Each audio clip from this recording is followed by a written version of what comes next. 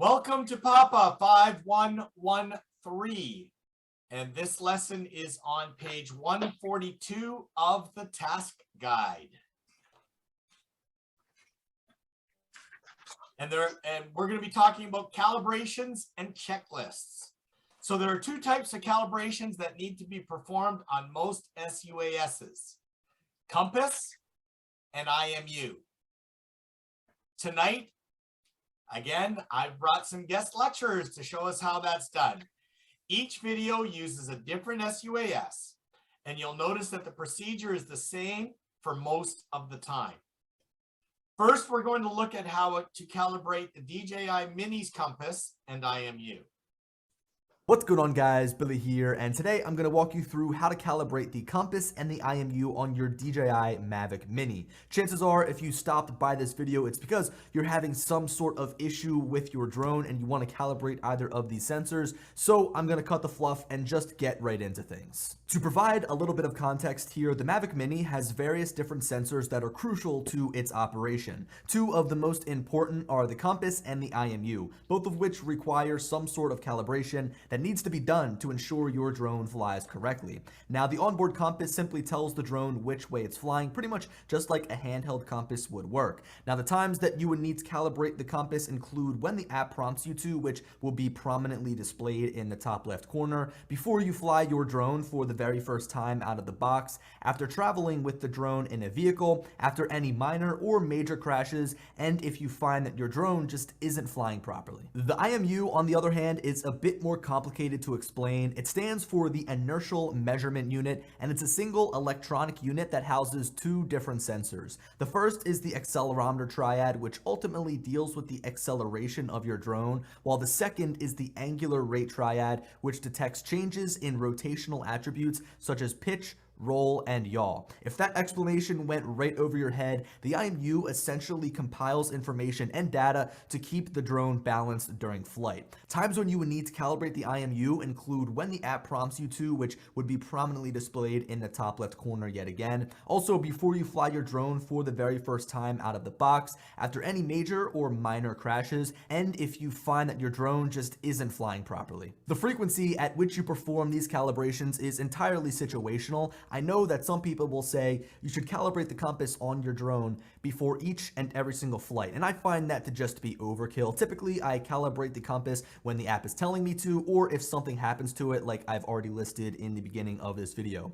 Now, in terms of the IMU, I've only calibrated the IMU on most of my drones once, and that was right when I got it out of the box, and it's been fine after that. I haven't had many crashes, but again, follow that list, and that's going to tell you when you should calibrate the IMU on your drone. Now, in terms of how to perform these calibrations, starting with the compass, you'll head into the DJI Fly app, tap on the three dots in the top right corner, tap on safety, and then scroll down to the sensors section. Next to compass, you'll see its status, which right now is normal, and to calibrate, we just simply tap on calibrate. Now we need to put down the remote, grab our Mavic Mini, and follow the on-screen instructions. First, we spin the drone horizontally with the belly facing the ground, and then once prompted through the app, we move on to spin the drone around with the camera facing upwards. The app will let you know when the compass calibration has been completed, but just as a pro tip, you can actually refer to the back LED to determine what the status of your calibration is. If the light is yellow, that means you have to proceed with spinning the drone horizontally. Once the light turns green, it's time to move on to spinning the drone vertically, and then once the light begins blinking green, then you'll know you've finished the compass calibration. Just to give you guys two quick tips regarding the compass calibration. First of all, don't calibrate your drone next to any metal, and also don't calibrate your drone next to any electronics. Both of those items will throw off the compass calibration, and sometimes it'll actually tell you that the calibration failed. You'll notice when I was calibrating my compass, I was out pretty much in the middle of a field, but sometimes you don't have that luxury, so you just have to do the best that you can. And if you're near like a metal railing, or if you're near some sort of electronic device, just step backwards. Now, moving on to the IMU calibration, we head on over to the DJI Fly app once again, tap on the three dots in the top right corner, then go to safety and scroll down to the sensor section. After tapping on calibrate, the app will then give you directions upon how to orient your drone, and once each step is completed, you then move on to the next step. With all the legs folded together, we'll start by leaving the drone on its belly, Then we'll roll it over to the right side. Then flip it over to the opposite side or the left side. Then stand the drone up on its backside. Then lay it flat on its top side so that the camera is pointed upwards. Once the calibration is complete, the aircraft will then restart. So you might have seen me struggle a little bit there with the propellers on the Mavic Mini during that IMU calibration, and it's to be expected because these things flop around like crazy. Here's the thing though, you can actually leave these propellers on during the IMU calibration. It's not going to affect the actual calibration whatsoever. And also, I would hate to have to unscrew each of these 8 propellers and then have to re-screw them back on. I really do wish they had the quick release props on this drone, but as we know, that would only add weight. Anyway, guys, I hope you learned how to calibrate the compass and the IMU in your drone. If you've got any questions, feel free to let me know down in the comment section below. And as always, I'll talk to you later. Peace. What's going on, guys? Billy here, and today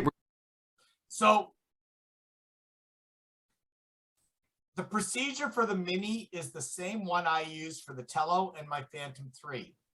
So let's now look at how to calibrate the IMU on a Phantom 4. You'll note it's very similar to the Mini as well. What's going on, guys? Billy here, and today we're going to take a look at how and when to calibrate the IMU for the DJI Phantom 4 Pro. You may know Imu Calibration as that thing your aircraft does when you first turn it on, but many people don't know exactly what it is. In this video, we're going to discuss the meaning, as well as how and when to calibrate the IMU. So let's jump into it. Now, IMU, or Inertial Movement Unit, is a single electronical unit inside of the drone that houses 2 individual sensors. Now, if you're a tech junkie like me, you'll want to know that the first sensor is an accelerometer triad, which ultimately deals with the acceleration of the drone. The second sensor is the angular rate sensor triad, which has to do with the angular rate of the drone. Now, if you're an average person and you don't know what all those terms mean, basically it compiles information to make sure that the drone is balanced. Without a properly calibrated IMU, there are a few things that can go wrong. For example, the drone may not fly in the direction you want it to, and when it's hovering, it may be drifting around rather than staying in one spot. Now, you may be wondering when you need to calibrate your IMU, and I just want to let you guys know that you don't need to do it before every single flight. If you needed to, you'd be there forever and would probably never make it into the air, but there are a few scenarios in which you will want to calibrate your IMU. The first time you want to calibrate your IMU is right when you get it out of the box. Before your first flight, you always want to make sure that the compass as well as the IMU is calibrated, as it has traveled a long way from the manufacturer. Another reason that you may want to calibrate your IMU is if you see small errors popping up on the left side of the screen. As you guys know, you get little notifications that get in the way and you need to tap the X, and sometimes it's about the sensors, so therefore you always want to do a little calibration of the IMU. If the little alert on the left side is something about like high wind or anything that doesn't have to do with sensors, there's no reason to go through a full IMU calibration. The final reason that you want to do an IMU calibration is if your drone is acting up. Let's say you're trying to hover in one spot and it's kind of drifting around, or if you're trying to tell it to go straight and it's kind of veering off to the side, you may want to try an IMU calibration to fix those problems. And now that we're finished going over all of that information, now let's get into how we can actually calibrate the IMU. First, we're going to want to remove the battery and let the drone sit. This is known as a cold IMU calibration. Now, there's 2 meanings to cold. Some people just want the drone to cool down after flying, and others actually mean cooling the drone. You don't want to put it in a fridge or a freezer, as this could damage some of the parts inside, but some people will usually put it in a cold garage or a nice air-conditioned room.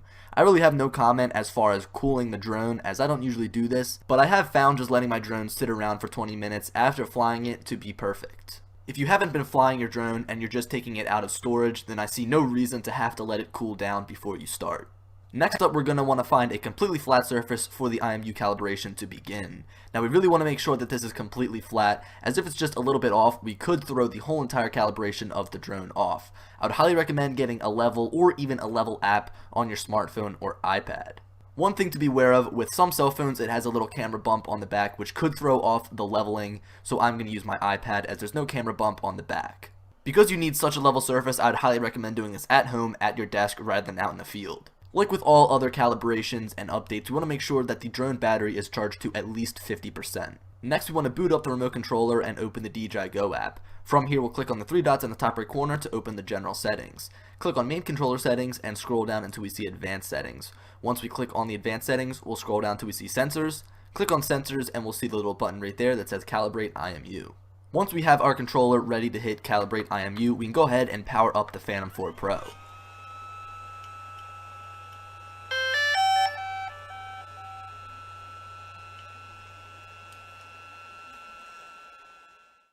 Once the gimbal is finished doing its initial calibration, we can go ahead and click Calibrate Imu. Once the IMU begins calibrating, we'll need to go through a certain set of steps by tilting the drone in different ways. We always want to make sure that the drone is tilted the same way as depicted on the screen. Following along the on-screen instructions should be good enough, but if you'd like, you can follow along in this video.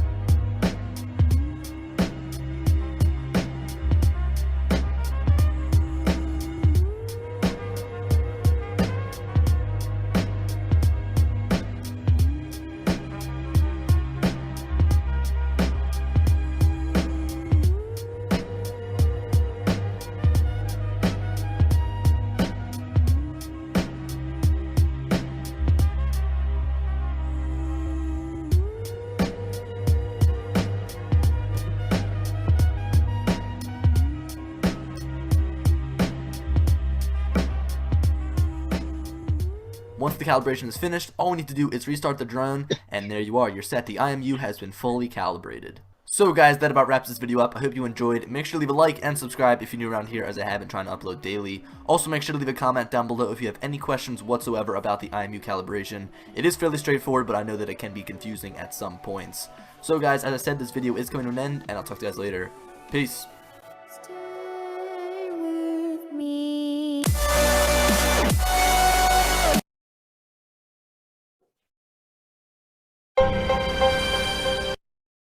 So,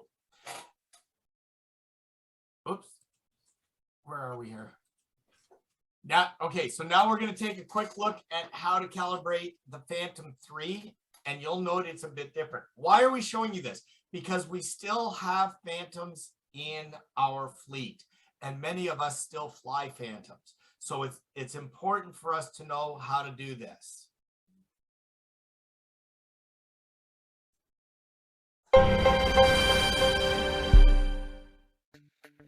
Hi, thank you for watching this DJI tutorial video. In this video, we will briefly introduce the IMU module and show you how to calibrate the IMU.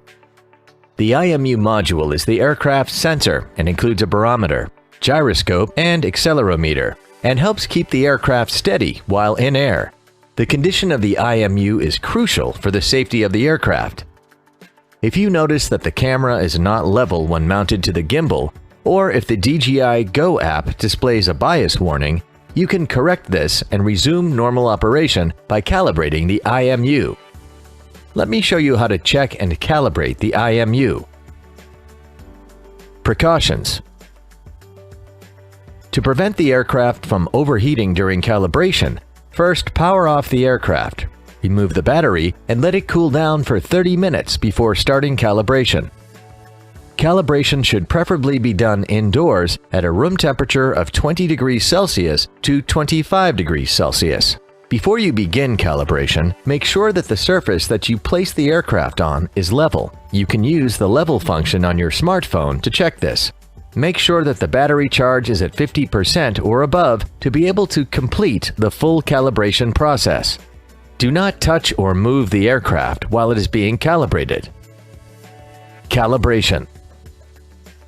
Connect the remote controller and the mobile device. Power on the remote controller and then the aircraft.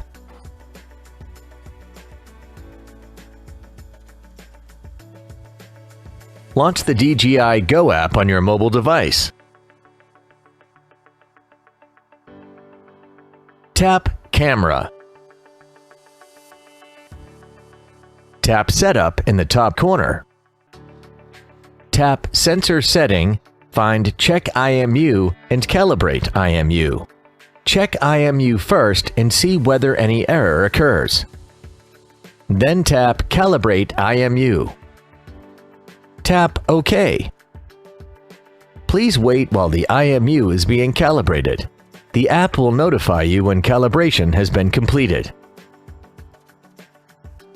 If the calibration fails, repeat the listed steps above. If it fails several times, please contact DJI After Sales Service. Thank you for watching.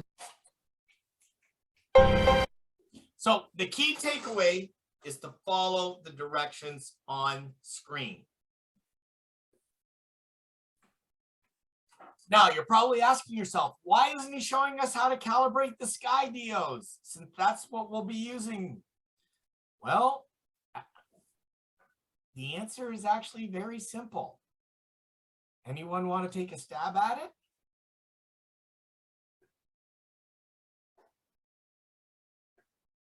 They don't It require does its it. own calibration. It does Sorry, its own. two people were talking there, and I think you stepped over each other. They don't require it. It's not that it doesn't require it, it's that it's self-calibrating.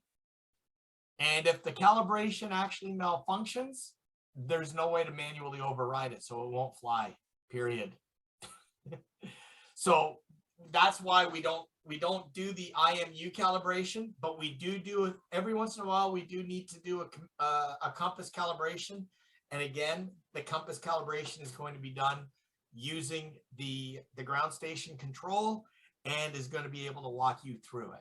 And when you need to do a compass calibration, you'll probably get a red flag at the top anyway saying that you need to do it. So when are you going to know to do this calibration? As stated in the videos, you should always do one after pulling your sUAS from the box for the first time. It will most likely need to be done after a crash. And again, if you see it doing some pretty weird stuff. I actually, ironically enough, last Tuesday brought my drone out.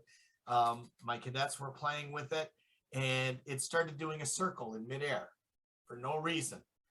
I had to do a calibration. It actually, when I pulled it down, it said, yeah, that the IMU needed to be calibrated. We did a calibration. And so that's, we were able to get back up in the air fairly quickly. Sometimes the problem may not be visible to you, but the internal sensors know something is wrong. So you're going to see all sorts of warnings. Any questions so far? Is there a definite or a tolerance on what they consider a flat surface? They really don't talk about it, but you'll notice that they keep talking about having a level or using a level. If you're going to do it, again, the recommendation that was in the third video is probably the best. You can't do the compass calibration inside because there's too much metal in that, but your IMU calibration is best done on a hardwood or linoleum floor. 99% of our floors are going to be at least 99.8% flat and proper. So you could take like a carpenter's level 3-footer with a bubble on it and lay it on a table 2 directions and see how flat it is. Exactly. What you don't want to be doing is, is trying to do that on the hood of your car. I've actually seen someone do that. Or try to do it in the grass. No.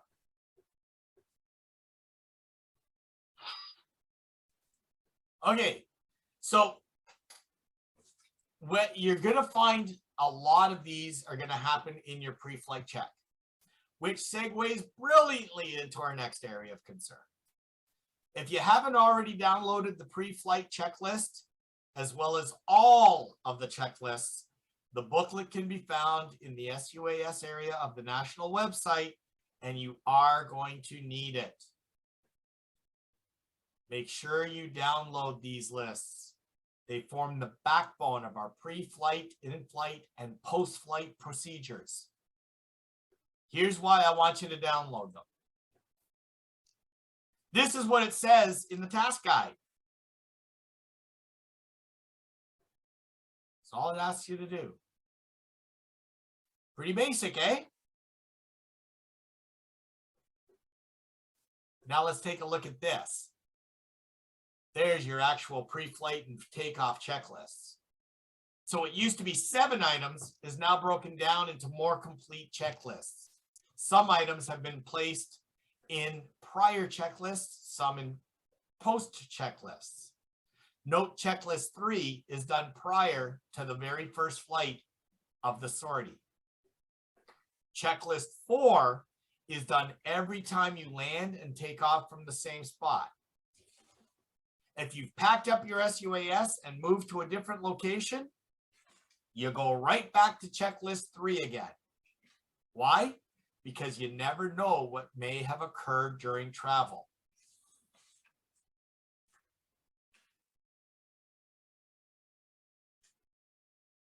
Get used to using these checklists. Practice them when you fly recreationally. It gets you into the habit and also familiarizes you on how they function. You'll never forget an important step if you use these constantly. So let's take a closer look at them. I'm going to start with the post-flight checklist. Okay, this is used for 2 reasons: safety and sanity. If you follow the checklist, you don't have to memorize things. If you're 500 miles from the mission on the way home and suddenly realize, did I shut off my iPad? Did I record everything in the 109U? These are the things that without a checklist would definitely be keeping me up at night. So let's take a closer look at it. So again, post-flight, throttle off. Have we shut down our motors? First thing we want to do, did we record our flight time, our battery voltage in our 109U? The aircraft controller and GCS and sensors are all turned off. Has the battery been removed and stored? The propellers, sometimes you don't need to be removed, but if they are they stored? I have to, the way mine is, I have to remove my propellers every single time. Is the gimbal secured? Without this checklist, I don't know how many times I would forget the darn gimbal little apparatus. It'd be still sitting either in the grass or beside in my bag. Because, oh yeah, I know. I went out and flew on my own, and I came home, and sure enough, there was my gimbal protector sitting in the backpack. I hadn't put it back on properly. Have I removed the SD card? Okay. Did I do my post-flight aircraft inspection? We check the aircraft before every flight and after every flight. So here's the pre-mission and post-flight checklists. They look side by side. Why? Because this is a booklet. And as I said, we're going to get more in depth for the mission pilots on these, especially on the pre-mission. We're going to get into that later. But everyone should be aware that pre-mission number 1 and 0, checklist 0, exist.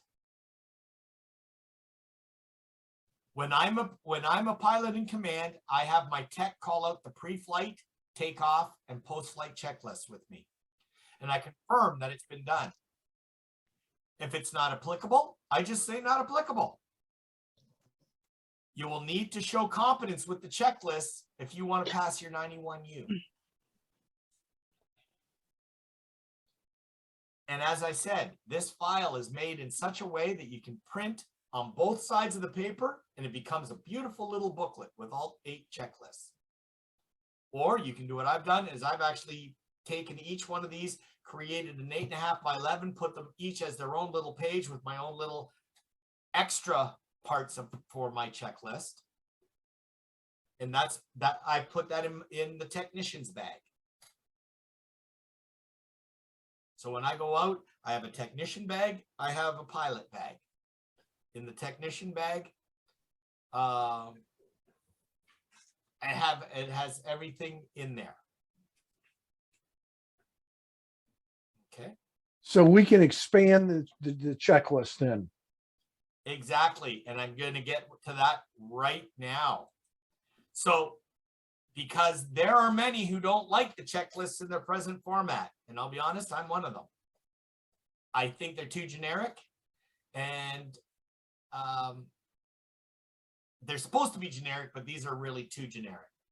You should never take away from the checklist. It's better to say not applicable than removing it from the checklist completely. You can sUAS specific items to your checklist. So for example, here's a perfect example of what I had to do with my checklist. My Phantom 3 operates Bluetooth so that I can run my GCS to my to my controller. I don't need a cable. My Phantom 4, however, needs to have a cable attached.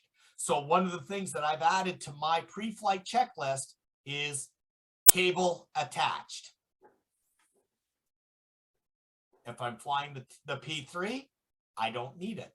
If I'm flying the P4, it's there. Any questions on the checklist?